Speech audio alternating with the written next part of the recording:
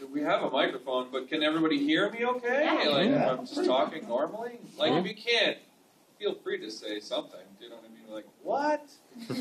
But it's not a giant room, right? Yeah. So, I figure if the girl with the horns can hear us, probably.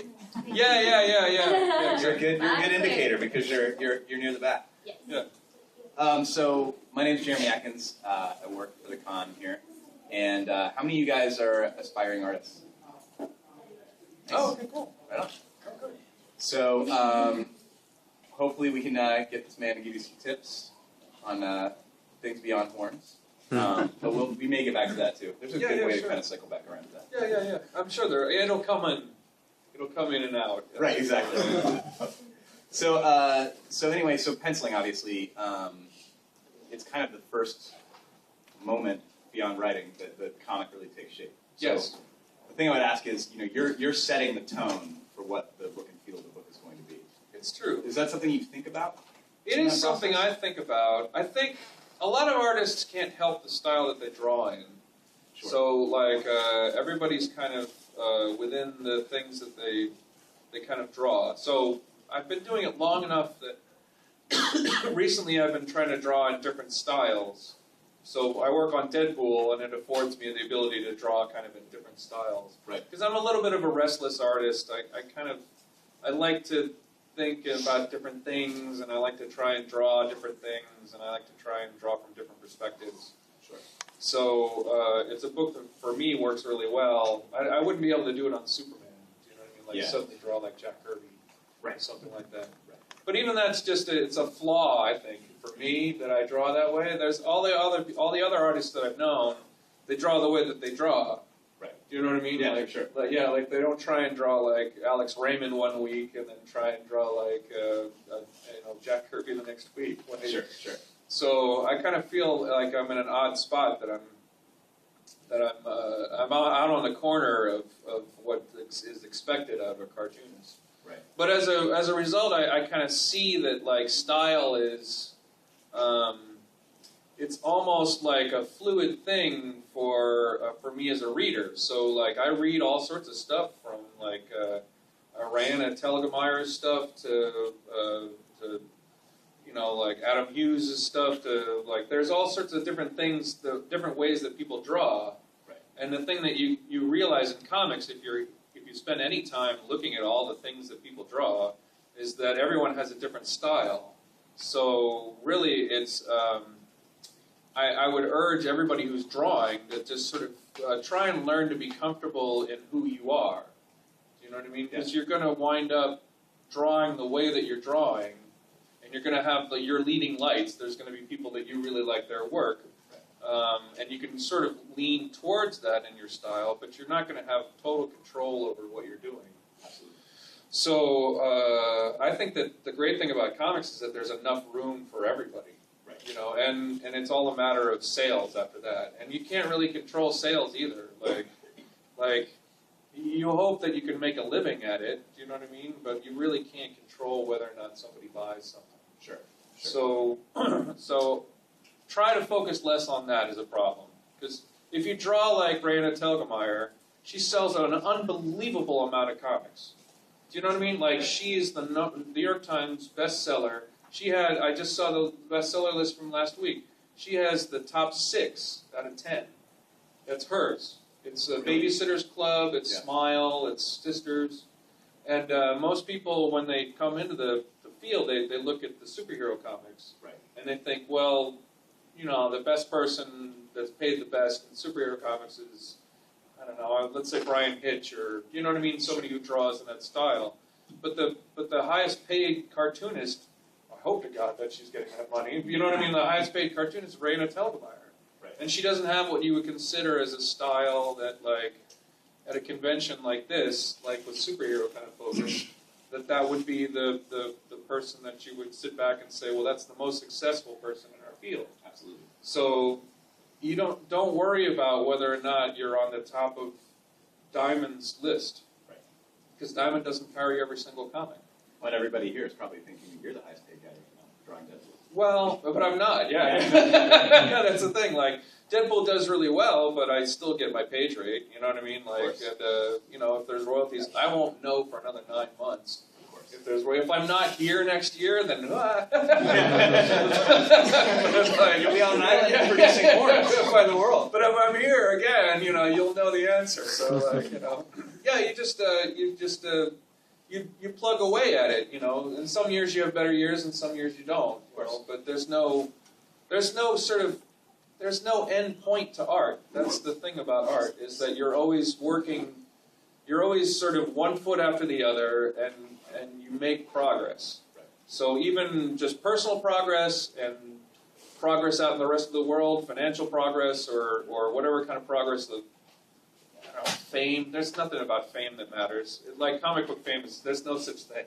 So like you're just trying to make a living, and you're trying to make yourself be a better artist. And that's the great thing about art. You'll have it with you all your life. Girlfriends, boyfriends will come and go. Children will come and go. You know, like everything about your life will come and go. Houses, people that you know. But your artwork will stay with you, and your drive to draw will stay with you all your life. Sure. You know, so I mean, I expect that I'll be in the old folks' home still drawing. You know, I don't know that any of them all understand what I'm doing. Right. You know, so. At what point did you start drawing? I started drawing when I was 4. Wow. I would draw stuff from the TV show. There was a TV show that I liked. It was called Emergency, and it was about like it was about the older of us will know, but it was about a bunch of firemen, and of course it was on TV, so they never really showed fires, so like it was just like they would go out into the California woods, and then they would rescue somebody who fell off a cliff, which is the weirdest thing for firemen to do, but on television you can't. I don't know. So anyway, they had a truck that was like a U shape, and it would drive away, and it had all these cabinets and things like that. And I would sit there and obsessively draw that. That's the first thing I remember drawing. Yeah. You know, and then like I would just draw all the time. You know, so and I wound up going to the Kubert School for cartooning. Like I was lucky enough, my parents were like, well, if he wants to draw, let's give him classes to draw. Come. Yes, Come, I can only talk for so long. So we have another person. Mike goes okay, yeah. Thank you, I appreciate it. So, Luanna's on her way. Luanna's on her way too, so. So great, Jeremy. So these are more interesting people. I'm glad we brought them. So we were just talking about, the next question I was going to sort of ask, and now I'll ask all of you guys, like, in starting out, who are your influences? And who did you, was it a case of aspiring to draw like someone in particular in the industry, or was it defining a style that you liked? Am I first? Yeah, go for it. Does anybody even know who I am? You're a guy. Let them know. My name's Ale Garza. I spent most of my career primarily working for DC and Wildstorm, Supergirl, Batgirl, Teen Titans. Last year I did Get Jiro with Anthony Bourdain for Vertigo. When I started out, my biggest influences, I was definitely like drawn to like the image movement of artists, I guess, which would be like Jim Lee, Mark Silvestri, Todd McFarlane, Rob Liefeld to an extent, and that just kind of like made it like known to me like that's what I was going to do. So that's kind of like what pushed me, I think, when I was like 12 or 13 years old, to know that that's what I was going to pursue as a career, because I don't think I'd make a very good fireman. So I really don't have the shoulders for it. But yeah. There you go. I was talking for a while. I'm Jeremy Haun. I draw some stuff for right now, Beauty. Worked for DC for a couple of years, drawing Catwoman and Constantine and all sorts of various things. Whenever I started out, I was influenced by everyone who looks nothing like what my work looks like now. My obsessions were guys like Mike Mignola and hey, come here. Come on up. Over here, you. It's a sausage fest up here. Come on up, please. How's it going, you guys? Hello. Hello. No. Influenced us. I don't think it has. Okay. Should we get it right away? Oh, use the influence. Like, are we talking about like who influences us? Or was there a particular style that you were kind of drawn to when you first were starting out? I mean, when well, when I was 3, I used to draw in all of my favorite books. Yeah. So one of the books that, and I think my mom still has it. It's this ratty, torn copy of Eloise. Wow. And I have all these scribbles and everything. And every once in a while, when I look at my own stuff, I'll see Hilary Knight, the illustrator, in my stuff. Wow. And I'm wondering if it was just me being 3 years old and going like this all over the Eloise book. So and one of my main influences is Chuck Jones. Yes. He's like, I love, like all the, the facial expressions and the animation and everything. Absolutely. Yeah. So he's a huge influence on me, and Frank Miller storyteller. I and my mom and dad, they're both artists, so I think they're a big influence on me. Also, so and what are we talking about? Like what we do to get geared up, or influences? Do we fight people in order to? In order to get like.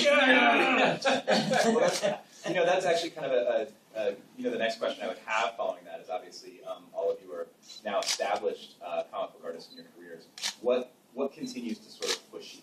Like obviously, influences are people sort of that help shape you. But Yeah. once you've established yourself as an artist and you're working professionally in this industry, what continues to push you? Fear. Yes, a lot of fear. Desire to eat. Yeah. Wanting to have toilet paper in the house. The house. The house itself. Yeah. But as an artist, how do you continue to push yourself? I think fear is a big part of it. Yeah, I think so, being afraid that you're gonna suck one day. The criticism? Or Fade away. Once again, Yeah. fade away. Irrelevance. I mean, everybody has a critic in their head. Everybody has a critic in their head. So Yeah. it's the thing that kind of drives you every day. I mean, I think I've spent a period of like 20 days in my entire life when I haven't drawn on those days. Yeah. Do you know what I mean? Like it's just something that I do, and then I'm always trying to get better at it. But it's something that's so ingrained as a habit that I don't even know. Like even asking me like how I would even get to, I just draw. Like there's no other thing that I do with any success. Do you know what I mean? Like so. Not wanting to be yelled at by Mark Chiarella. And we're being a little flippant. I mean, I love drawing. I think everybody here loves to draw. You know what I mean? And you're always trying to get better at doing what you're doing. So, but yeah, there is an element of like anxiety and fear. And you're alone all the time at home working. So You do get into your own head. Yeah, you get a into your lot. own head a lot. And if you're not careful, there's all sorts of paths you can take. I mean, sometimes you get into a zone when you're working, and it's like half your brain is engaged, and the other half is just racing around like a maniac. You know what I mean? So like it's all a product of like how you balance yourself as a human being that keeps you able to do it the next day. You know what I mean? So How do you make your voice carry?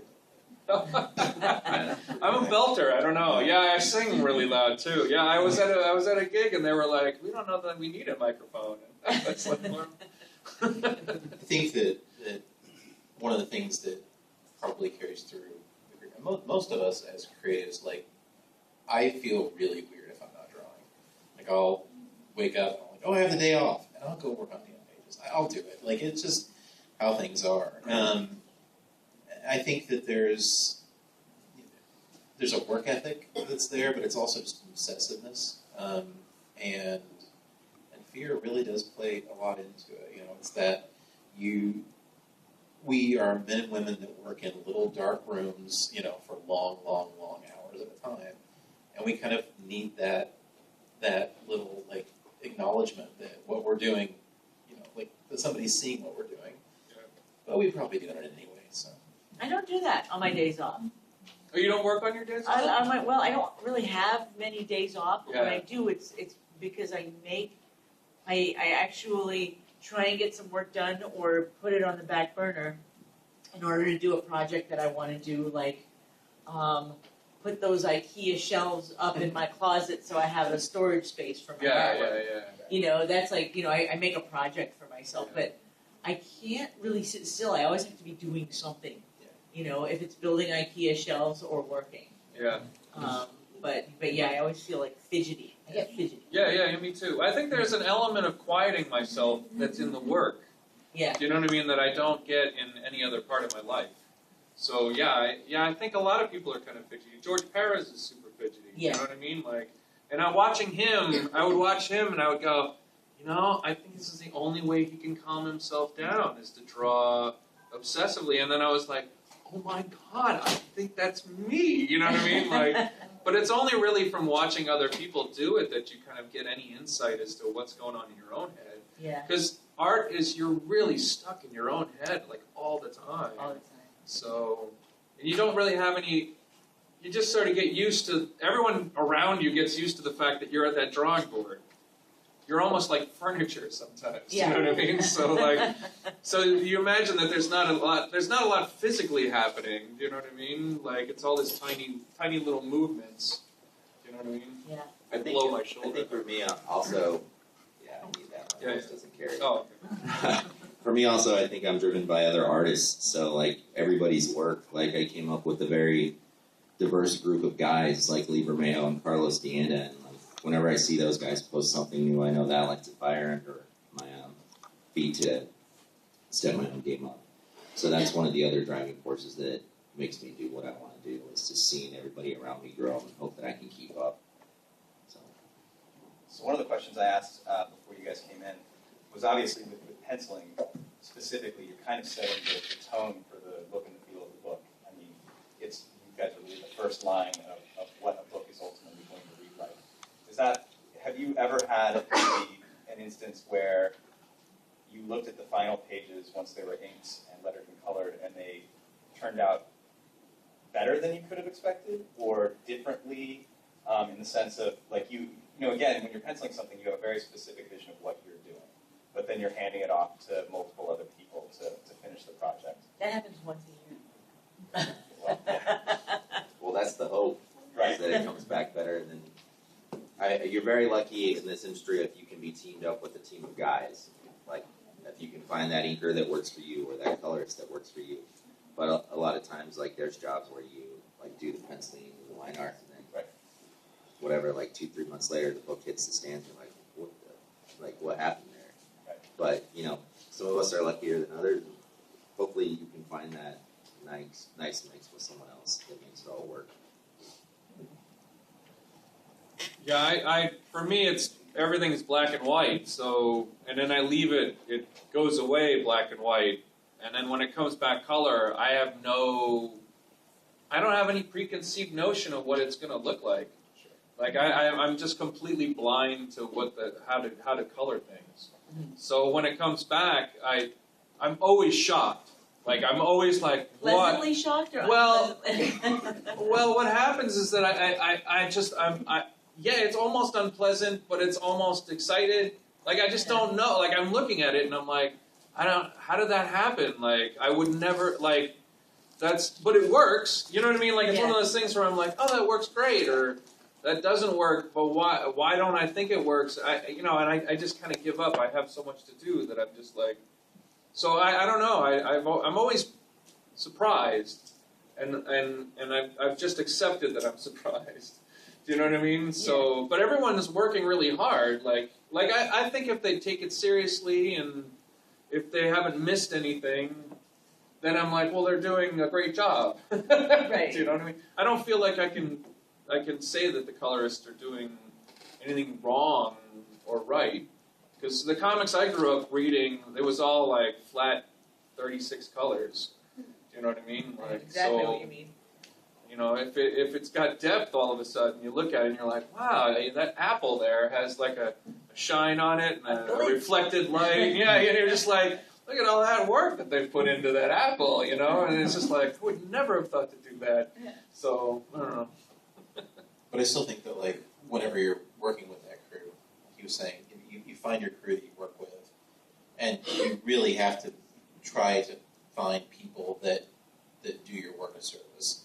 I know fantastic colorists. I've worked with people that I've admired everything that they've ever done, and then they came and colored my stuff, and I was like, oh, we're not a good team. Oh, really? Yeah, Oh, and it's bizarre because it's then you're like, is it me? Is this my fault? But you have to find people that you work well with, and then fight to be able to work with those people for the rest of your career effectively. Yeah. I went to work for DC years ago and had a chance to work with a guy called John Roush, and he's just a fantastic colorist. Somebody that kind of rocks on everybody that he does. But and then I would get gigs, and they were like, "Well, the colorist is already set there, so you can't use John." And then I would hate the color and be upset about it. And then I'd be like, "We could have used this guy." And then on the next thing, I would bring John on, and I'd be like, "See, this is what we can do."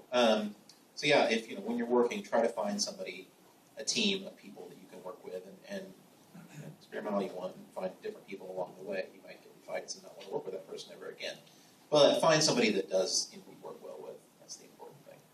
And it's important that, the comic work itself is so work intensive that they have to break it into these sections. You know what I mean? There's guys that can do the color as well, but I get the feeling that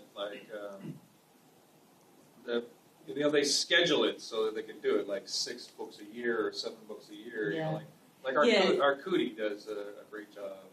Is it John Arcudi? Beautiful stuff. He's coloring it himself. So Yeah, I mean, when you color it yourself, like I'm like you, I don't know what I want, but when it comes to, and that's why I've sort of like, I've adopted Paul Mounts as my color. Well, boy. Paul's a great guy. He's just and he knows how to just. Well, everything's bouncy. It's bouncy. Yeah. It's really, really bouncy, and I mean, and the same thing with inkers. Like I've been inking my own stuff for years. Although I had a really tight deadline, and Dave Johnson was visiting us, and he was like, "I like that for you if you want." And I'm like, "Well, let's see what that looks like." Oh, that's awesome. And I'm like, "This is great," because he gives it like this, because Dave is so testosterone-y, he is, angular, and Yeah. and I'm like, this looks really cool. It doesn't look anything like my stuff, Yeah, sure. But it worked really well, so I liked having Dave, ink a couple of my things. But I mean, I've had inkers before. Like when I was first starting out, I had an inker. I'm not going to mention names, but I had an inker who was also an artist, and he was really good. And when he inked my stuff, it just did not work at all. Happens, Yeah, so you really do have to find the person that you mesh with, and don't make them angry because you want to keep them, Or just But- keep them scared. That's all. or keep them scared. I mean, Paul is always cursing at me Is he? because oh my god, I give him these covers and he's like, you know what? Screw you. I just gave him a Superman Batman cover where you put it together, and the retailer was like, "Is there some way you can fit Harley into it?" Yeah. And so there's this cover, and it's like Superman and Batman fighting in a funhouse with Harley images all over the place, and it's all the same image of Harley from like 6 different angles, and some of them are flipped this way, and some of them are flipped that That's way. awesome. And he was just like, "I hate you," and I'm like, "I know, just do it as fast as you can and make it look beautiful." When You know? I sent, there's a cover I did that was 232 characters on it. Oh man! And when I sent it in, I spent 9 days drawing it. And then when I sent it in, I was like, "Oh my God, someone's gonna have to color it!" Like I completely forgot. And I was like, "Oh no!" Like a Jess Darrow cover. Well, and I made copious notes because I was like, "This is this person. This is this person. Like here's some pictures of that person." You know what I Yeah. mean? Because I just felt awful Yeah. handing it in. And that's another thing. I drive poor Paul nuts, right? Because Jimmy has a sense where he's really good about the aesthetics, like what to do about the aesthetics of color. Because I guess he used to be an art director Yeah. in an ad agency, and he goes, you know what? This is a nice orange, but add a little pink to it to make it look more sunsetty. Huh, okay. Whereas me, I am the technical person, where I'll be like, they didn't make those cars in that color this year. Yeah, Make it yeah. this color, you know? Like Yeah, I'll sure. like that's not like Yeah, that's yeah, not yeah. the I'm more of a technical person, Yeah. and Jimmy is more of an aesthetic person. Yeah, Chevy Nova is going to be that weird yellow. Right, Yeah. exactly. so it's all, and we drive Paul Mouse nuts. So, but he still sticks with us, and we love him for it. So, having worked in the industry for a number of years, all of you guys, in terms of probably, of course, you can find the teams of people that you work well with, especially when you're talking about inkers and colorists. But a lot of times when you're taking work for hire projects, you're going to get paired with lots of different writers. And I'm sure, like, how much input have you had as an artist into writers that you're able to work with on work for hire stuff in particular? Lately, I've just, they've been keeping Jimmy and I busy as a team for the past bunch of years. But before that, I was sort of, I was in a really good place. Like when I first, this is how long I've been in this industry. I would just work with whoever they gave me. Sure. Right? And then after a while, I would work with these people, and editors would get better at meshing writers with me, knowing that we would be a good fit. Right. Every once in a while, somebody would be like, I really want you to illustrate this story. And I would say, no, you don't. I was like, this isn't for me. You're going to want somebody who is better at doing this to illustrate this story than you want me. And yeah, after like a lot of years, I was able to sort of like judge, like somebody would explain a story to me. I'm like, that one I can do. Sure. And this one isn't right for me. It's a good story, but it's not right for me. But this one is definitely right for me. Right. So yeah, you just after a while, you just get a really good judge of what your strengths are. Sure. I've been pretty fortunate in my career to work with people that I always felt really happy with. I'm trying this projecting my voice thing, I hate it. Good. Bro. Along Your diaphragm. Yeah. If you have one. I have to sit better then. Along the way, I've been really lucky and worked with people that I fit with, and I've turned down a lot of projects where it just wasn't the right thing for me. I think the final, most recent step for me has been deciding that I want to write and draw my own stuff as much as possible, and unless I'm working with somebody that's really collaborative out the gate, and where we are almost effectively co-writing it, I just rather do my own stuff. I wrote stuff on my own occasionally, and then about a year ago, I got to write a Batwoman short for DC, and then they were like, "Oh, you can do this, huh? That's cool." And then I just went and, my new image book, it's just me and a buddy writing together and me drawing it, and it's the best kind of, maybe I'm a control freak. That's what I'm realizing. Yeah, it's just yeah. I'm a control freak. I guess for me, I've never known, I've always been surprised. There's things that I want to do, and then it turns out awful. And there's things that I was like, and it turns out that that's the stuff I was the happiest at. So I don't have a good sense at all about I almost said no to Power Girl. Oh, really? Yeah. Yeah, I almost said And no I'm to so Deadpool. glad. Really? Yeah, they offered me Deadpool, and I was doing these storyboards, and I was like, oh, I guess I'm a storyboard artist now. Right. And then I called back like 2 days later. I was like, Brian Posehn was doing it, and I'm a big comedy fan, and I was like, I'm gonna make time for this. And it was like the best thing I ever did as far as my career, just because I fit really well here. Like I don't know why, I fit really well, like to the point where I'm kind of like, I don't know how this happened. Like you know what I mean? But So, but I literally almost said no to it. Well, I did say no to it. Yeah. I just said And you yes. changed your Yeah. mind. Yeah. When they offered you Power Girl, you said no, really, I was like, or you no, were I just don't like, want to do this, and it's a girl thing. No, I just didn't feel like it. Yeah. You know, I don't know why. I had just come off. No, I didn't just come. I don't know what I had been doing. I was just like doing little projects here and there. And Steve Wacker, the editor, was like, "I want you to do Power Girl. Jeff Johns is writing JLA Classified, and it's all about Power Girl, and I want you to do it." I'm like, "No, I don't know." And he said the magic words. He goes, "Think of her as the pro's more well-adjusted sister."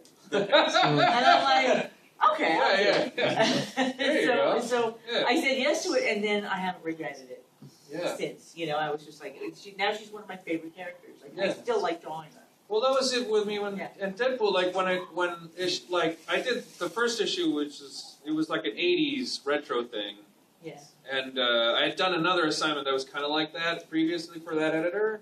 And when we did the '70s thing, I was like, oh, and I just went nuts. Yeah. You know, I added stuff to the plot, and you know what I mean. Like I added all these things, Yeah. and I jammed in all this stuff, and they didn't say anything. Like, except thanks, it's awesome. And then I was like, you know, I can be as crazy as I want on this thing. Like, all right.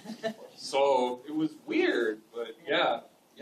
It's nice too when you have editors that actually see something in like sometimes you don't really think that that's a project for you, you know, or you dismiss it and they're like, no, this really is the one. Yeah. And that is a good feeling. Yeah. What about you? I don't fear the microphone. I guess, I mean, I've been pretty lucky to have been offered jobs to work with really amazing writers. So, I mean, I know when I did Gen 13 with Chris Claremont, Chris was actually, I mean, considering he's Chris Claremont, and I was a 25-year-old kid who thought he was way too cool, he was very open to collaborating on things, and, like, we retooled some of the characters that he had already created, like, so he was open to suggestions for stuff on that. And then, I mean, aside from that, I've been pretty lucky. I mean, I got to do Ninja Boy and Skyrunner pretty early on in my career, which were books that I co-wrote with a childhood friend of mine, and always found a lot of happiness with doing that kind of stuff.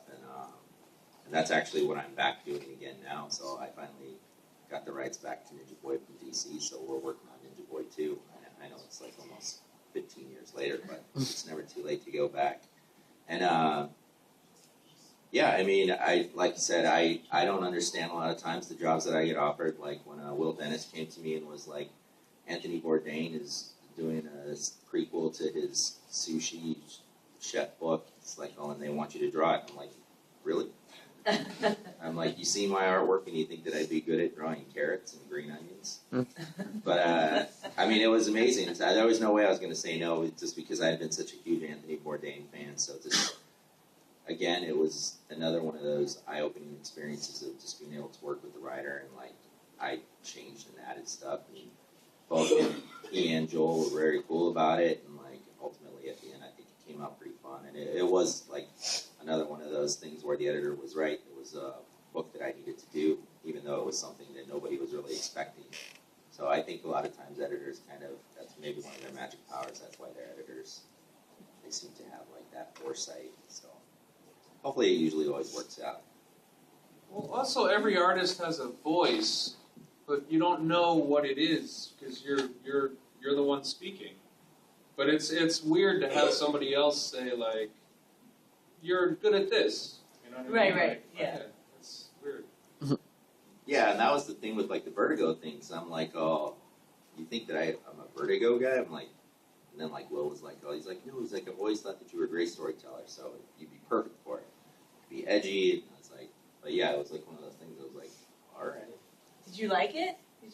Yeah, it was great. It was a lot of fun. I mean, for me, being somebody who draws more traditionally, like I said, like the Teen Titans, like breaking panels and like everything's got to be, every page has to be like laid out like its own singular piece of work of art. Right. Like, so to do something where everything was 4 or 5 panels, nothing like broke any borders, like everything was very straightforward. It was great. It was a great like exercise. It was a great way to like brush up on the storytelling, like chops and stuff like that. So when it was all said and done, like it was awesome It was really neat. I read it like about a month ago. Someone like shoved it into my hand. experience. They were like, "You've got to read this," and I was like, "All right." I was like, "It's about sushi." Like I was like, "Okay, I like sushi," but it was really good. I liked And it it's a lot. You're Yeah. like, and it's by this guy that's known for just drawing boobs. Well, I didn't know that part. So, yeah, it was neat. Thank you. So earlier we asked, how many people in the artists were, or people in the audience were artists, and there were quite a few hands that went up. Of course, everybody asks the question on panels like this, what advice do you have in terms of getting your start in the industry? But maybe instead of doing it that plainly, maybe each of you could tell a story about your own experiences in getting your start in the industry. Whether it was meeting an editor or sending your work in. How did you guys get your start in the industry? Wow. I was hard-headed, I guess. That's what did it for me. Also, I went to the Kubert School, and when we were taking one of Joe's classes, Joe Kubert was teaching. We got lucky to have Joe Kubert as a teacher for our, he had only done third year students, but that was after our class. So we had Joe for all the years. We were really lucky. And Joe said, "Listen, this is going to be really rough. You are not going to have an easy time breaking into comics. It's the hardest industry to get into. If you want something easy, go do something else." And he goes, "There's only, a few hundred comic book professionals that are freelance, and you have to shine, and you have to get, people's attention, and it's not going to be easy." So I was like, okay. I just sort of went in with that, with that mindset, like, I'm going to have the worst time getting comic book jobs, and here goes. And I went, I think I must have gone to Marvel and DC like 6 times. First of all, I was working as an apprentice with Bill Sienkiewicz, and for a long time, and a lot of that was just trying to keep him organized, which was awful. I kept going up to Marvel, and more Marvel because it was easier to get to Marvel from the train than it was to get to DC. So That's true. I would just Now more than ever. yeah. So I just kept showing him my work, and there was a few months where I wasn't going up there, and Bill finally said, "Man, it's like glasnost up there. They're letting anybody in. They're hiring everybody. Just go." And I'm like, okay. And for those of you that don't know what glasnost is, it's a very 80s term. And it was when, I guess, Russia, Russia was just like, "Hey, okay, everybody can, it's all good now, we're not going to be, uptight anymore." So He really used the word glass. he used glass. It's Bill. Yeah. So I went back up there, and finally they're like, "Oh, okay, here's a 12-page backup story." And I'm like, "Yes, I finally got my first job." Yes. And then it was really slow after that. I had like one 12-page backup story, and then I had a 4-page story, and then I had another 8-page story, and then I went into advertising because I just was not making enough money doing comics. And after that, I got a little bit of Archie work. Yeah. And then I got some more Marvel work. The Barbie stuff? It was the Barbie stuff, yeah. And then I got so sick of the Barbie stuff after like a couple of years because it was just too perfect, and I was trying to do facial expressions, and we'll have none of that on our perfect girl, So then my editor gave me gargoyles, and that's when I really started, feeling good about what I was doing, and then it just really slowly, it was like the slowest snowball ever. So yeah, it just took a lot of like chiseling away at it. That's how I did it, just chiseling away. Yeah, one assignment at a time. Yeah, exactly. Yeah. I don't know. It's weird because it's like all of our stories for breaking in are incredibly different, but then there's always those through lines of just chiseling away. It's like tenacity. It's really the key. It's if I always felt like I was either smart enough or just absolutely stupid enough to keep trying. And pretty early on, I come from the Midwest, this really tiny little I decided I was going to break into comics in 1994. It was a great time, but a weird time because I didn't have the internet yet, and I didn't know anything about how to get into comics or what you had to do. I just knew that I wanted to do it. Everybody in my entire life always said, "What do you want to do?" And I'm like, "I want to draw comics." And they're like, "Okay, you can make a good teacher." And I didn't teach. So I went to San Diego, and I just got my butt handed to me. Everybody was like, no, you're not ready yet. No, and I spent all the money getting out there, and I was just heartbroken. I went back and bagged groceries again, but I then the tenacity thing kicked in, and I was like, You do have to be comfortable with having your butt handed. yeah, Yeah. And I think that just that point of like, you grin and because those editors, during that time there were a few guys at DC that just really liked trying to break you down. I just got used to portfolio reviews where I would just try to keep as straight a face as possible and Not burst into tears. not just jump off something immediately after. But taking those little things, and everybody would say, you notice after your second or third portfolio review, you're like, oh, I'm not very good at the perspective thing, or oh, I need to work on everybody not looking, like the same, whatever it is, and so I just went and did my own thing then, and I went back and self-published a book, and it was okay, and then I took it to a show and ran into Jim Valentino from Image Comics, and he said, "Why didn't you show this to us?" And I was like, "Because I didn't think you'd want it." And he said, "No, we'd really like it. We'd like to publish it." And so that was Paradigm, the first book I did, black and white for Image. And I did 12 issues of that, and then that led into the next thing. And it's just that slow snowball, like she said. I did those things, and that led to me doing an issue of C.A.G.E, which led to another creator-owned project at Oni. And then Marvel saw me, and they were like, "Hey, do you want to do this Civil War Captain America Iron Man thing for us?" Which is kind of crazy as I think about that. That was my first break into Marvel, especially now. So I did that, and it's just that led to DC, and each project builds, and it's understanding that along the way you just have to put everything, your all, into every project you're doing. Not deciding this project is beneath me or whatever. You have to draw like this is the last thing that somebody's going to see, because an editor will see that and they'll give you a job or put you on the pile of people that didn't quite make it. You don't need that. For me, I when I was a kid, I was drawing all the time. So I went to the Kubert School in 1979.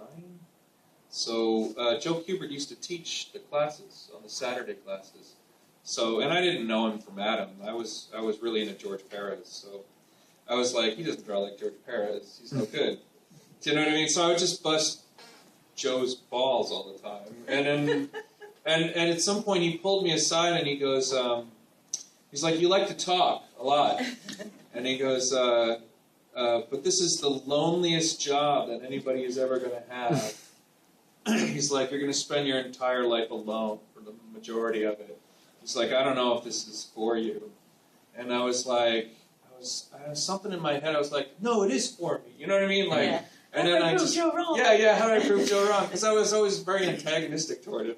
So I spent until I was 16 in his classes, and then I went to the SVA, and Will Eisner was my teacher there.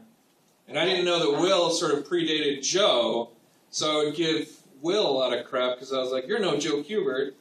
Do you know what I mean? Like, I don't know what I was doing really. So and then at some point, I got my portfolio in front of John Romita Sr. and I started working at Marvel in the art corrections department.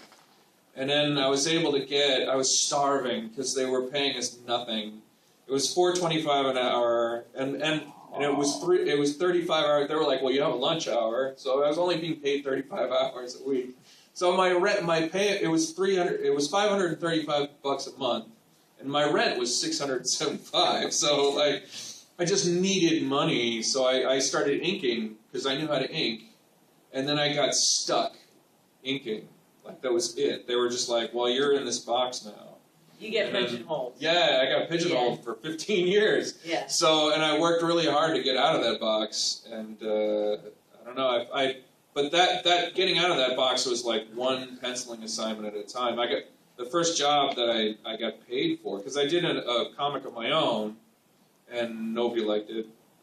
And then I gave that to somebody who gave me a job doing a book at Platinum Studios for $10 a page. And I took it because I was like, let's do this, you know. And then you just sort of whittle, like, fortunately, the writer for that one started working at Marvel. And, like, he was able to drag me over there. I was already working at Marvel as an inker. but he was like, why don't you try him for this job, you know what I mean? So, like, and it was just a slow build from there. It's been 10 years since I started penciling, really. But it's been since 1979 that you know what I mean, that I've been sort of in the industry in this weird way. So it's a strange thing. I'm like a puppy that's like has a pedigree, but is not trustworthy for like, you know, really getting, you know, like, anyway. So the metaphor doesn't work, but. Anyway, so there you go. That's how and then you just keep going. The whole point is just to keep going. Like one assignment after the other is how you do it. There's no other way. There's no resting on your laurels. The other day I was like, the Deadpool movie's out. I was like, can I stop? You know, and I was like, you can't stop. Like you just have to do the next thing. So I got up that day and I was like, all right, let's do this. The amount of royalties, you're never going to get enough royalties to be like. I think one person gets enough I think who gets like ridiculous royalties? Sure has. Maybe John Cassaday. Maybe. Oh, and I'm thinking of writing too. I'm thinking of The Walking Dead. Kirkman. Oh, Yeah. Kirkman. I think he's probably the only person in the industry that. But he's so engaged with his work Yeah. that he'll just keep doing it. Yeah. I think. Yeah. So he can rest on his laurels if he wants. I don't think he wants. Yeah, I don't think most of us, even when we hit that point. Really Yeah. wants It's like I still have to like. Yeah, it goes back to the obsessiveness. Yeah. You're just not going to stop. So then I guess you get to end on me, who's just lucky, I guess. Like, have dimples and nice hair. Very far. Yeah. I think It does work. I was a senior in high school, and I think it was 94, 95, and Trent Nuga was doing Creed, and he was the same age. And I took great offense to that. I was like, well, if he can do this, I can do this. And like, we're both 17. He's all over Wizard magazine. Why am I not all over Wizard magazine? So I convinced my art teacher my senior year in high school to let me do a book. So I did a book which was called Weasel. And I contacted Lightning Comics, the company that published Creed. And they were like, oh, we love this. We want to do that. They picked it up like right away. So I was like, oh, that's cool. So then I think I did, I went to WonderCon, and I was, like, it was my first show. Sorry, guys. So I was in line at Top Cow, and then, like, I was that jerk that was in line in front of you where the editor's like, oh, we love your work. We'd love to bring you down to Santa Monica. Can you start right now? I was like 18 years old, so I was like, and like everybody behind me, I like looked back, and everybody behind me was like, oh. There's always one. Like all you see is all the expletives above their heads in their little thought bubble. It's like you and Adam Hughes and Joe Mad. So, and at that same show, I had dropped off some samples with Jonathan Peterson, who was editor at Wildstorm. So, I went back home. I made plans to go to Santa Monica. I went down to Top Cow, met Mark, did all that stuff. And then when I was in Santa Monica, I actually got a phone call from Sarah Becker, who was editor at Wildstorm, and she's on the roll and all that stuff.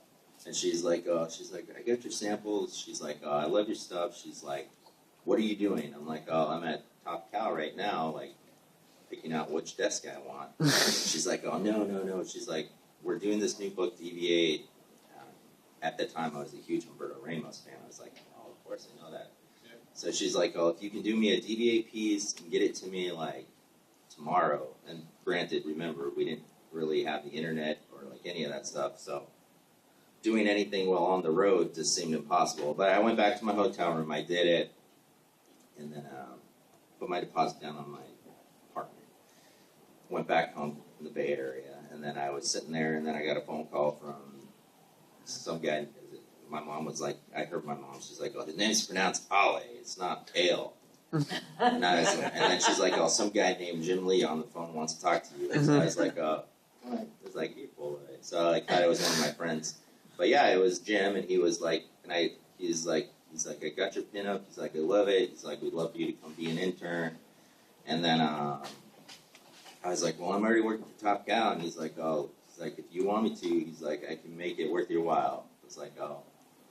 So, they fought over you. Yeah, that's great. Nice. Nice. So what ended up happening, he's like, oh, do you really want to live in Santa Monica or do you want to live in La Jolla?